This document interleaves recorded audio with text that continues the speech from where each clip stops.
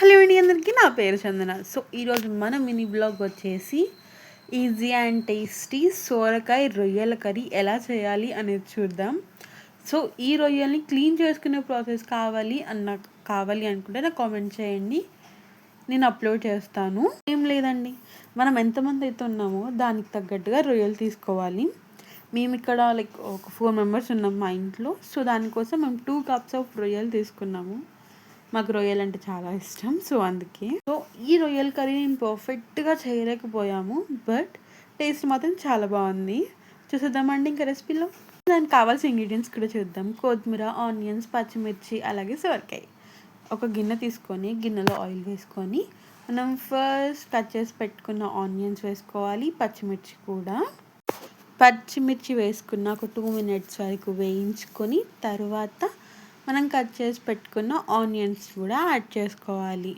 Onions add చేసుకున్నాక కొద్దిగా salt వేసుకోవాలి, ఎందుకంటే ఆనియన్స్ అండ్ పచ్చిమిర్చి తొందరగా మగ్గుతుంది అని.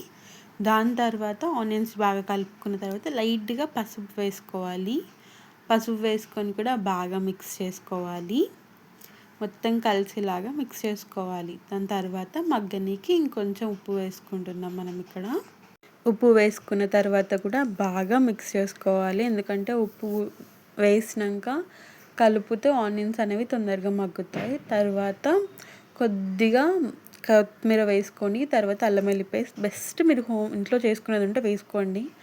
కరెక్ట్ టైంకి మాకు ఇంట్లో లేదు కాబట్టి మేము బయట కొన్నది యూస్ చేస్తున్నాము. అల్లం వెల్లుల్లి పేస్ట్ వేసిన తర్వాత కాసేపు అక్కడే ఉండి కలిపెట్టాలి, లేకపోతే గిన్నె అనేది అల్లం వెల్లిపాయ పేస్ట్ మాడిపోతూ ఉంటుంది. అల్లం వెల్లిపాయ పేస్ట్ కూడా పచ్చి వాసన పోయిన తర్వాత మనం వేయించి పెట్టుకున్నాం కదా రొయ్యలు, ఆ రొయ్యల్ని బాగా గోలించుకోవాలి అందులో వేసి.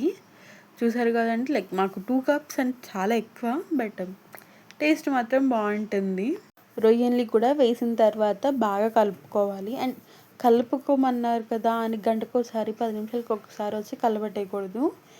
రొయ్యలు కదా కొంచెం సెన్సిటివ్గా ఉంటాయి అవి, మీరు మెల్లగా కలుపుతూ ఉండాలి. అప్పుడే మసాలా అంతా దానికి కూడా పడుతుంది, ఉప్పు అదంతా. రొయ్యలు వేసినాక ఒక 2 minutes మూత పెట్టి తీసిన తర్వాత లైట్గా మగ్గుతాయి రొయ్యలు, ఆనియన్స్ అదంతా. అప్పుడు లైట్గా కలపెట్టుకోవాలి. మనం ఎల్లిపాయ పేస్ట్ వేసాం కదా, దానివల్ల కొంచెంగా గిన్నెకు అంటుకుంటుంది. సో మనం మంచిగా మిక్స్ చేస్తూ ఉండాలి. ఇందులో వాటర్ యాడ్ చేస్తారా అక్క అంటే యాడ్ చేస్తారు అనుకుంటా, నాకు కూడా ఐడియా లేదు. మా అమ్మ చేసింది నేను చూసాను అంతే. ఒక 2 to 3 minutes వరకు బాగా కలిపెట్టాలి, ఎందుకంటే ఆ రొయ్యల్లో ఉన్న స్మెల్ కూడా పోవడానికి. తర్వాత మనం కట్ చేసి పెట్టుకున్న కొత్తిమీర అండ్ సోరకాయ కూడా వేసుకోవాలి. సోరకాయ కూడా వేసుకున్న తర్వాత బాగా కలుపుకోవాలి మంచిగా. మనం రొయ్యలు, ఉప్పు అదంతా వేసాం కదా, పసుపు అదంతా సోరకాయలకి పట్టేలాగా వేసుకోవాలి. అండ్ రొయ్యలు కూడా సోరకాయతో పాటు మంచిగా కలవాలి. మేమైతే ఈ కర్రీలో చికెన్ మసాలా యాడ్ చేస్తున్నాం, ఎవరెస్ట్ వాళ్ళది. మీ దగ్గర హోమ్మేడ్ మసాలా ఉన్నా కూడా యాడ్ చేసుకోవచ్చు. అంతేనండి, పెద్ద ప్రాసెస్ ఏమి ఉండదు. సోరకాయలు వేసుకున్న తర్వాత లైట్గా ఉప్పు వేసుకోవాలి, సోరకాయలు కూడా మగ్గనీకి. పెద్ద ప్రాసెస్ ఏమి ఉండదు, ఇది చాలా ఈజీ ఉంటుంది. కాకపోతే మనకు చేయడానికి ఇంట్రెస్ట్ ఉండాలి అంతే. మా అమ్మ మాత్రం చాలా ఇంట్రెస్ట్ చూపించి చేసింది, కానీ లాస్ట్లో మాత్రం ఖరాబ్ చేసేసింది కూర. ఖరాబ్ చేసిందంటే తినలేరక్క కాదు, తిన్నాం, చాలా బాగుంది. కాకపోతే మేము లైట్గా కారం యాడ్ చేస్తాం, అదే మేము చేసిన తప్పు. అంతేనండి, సోరకాయలు బాగా వేగుతున్నాయి కదా. తర్వాత మీకు ఆవిరి ప్లేట్ అంటే ఏంటో తెలుసా? కొన్ని కూరలు ఉంటాయి కదా, వాటర్ వేయకూడదు కానీ ఉడకాలి అనేసి, ఆ టైంలో ఇది యూజ్ చేస్తారనమాట. కర్రీ మీద సరిపడినంత ప్లేట్ పెట్టి దాని మీద లైట్గా వాటర్ యాడ్ చేయడం. అలా యాడ్ చేస్తే ఆవిరంతా కిందకి పడిపోతుంది కదా, సో గిన్నె కర్రీ అంతా మాడకుండా ఉంటుంది. నేను చెప్పాను కదా మేము చేసిన పెద్ద మిస్టేక్ అని, అది ఇదే. కారం యాడ్ చేసాం, సో కలర్ అంతా మారిపోయింది. అదర్వైజ్ మంచిగా గ్రీన్గా వైట్గా బాగుండేది అనుకుంటా. సోరకాయల నుంచి వచ్చిన వాటర్ అండి, మేము మళ్ళీ ఏం యాడ్ చేయలేదు అందులో.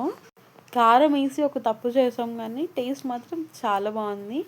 ఆ తప్పు మీరు చేయకుండా జస్ట్ పచ్చిమిరపకాయలు మాత్రమే వేసుకోండి. అంతేనండి, మన ఈజీ అండ్ టేస్టీ సోరకాయ రొయ్యల కర్రీ రెడీ.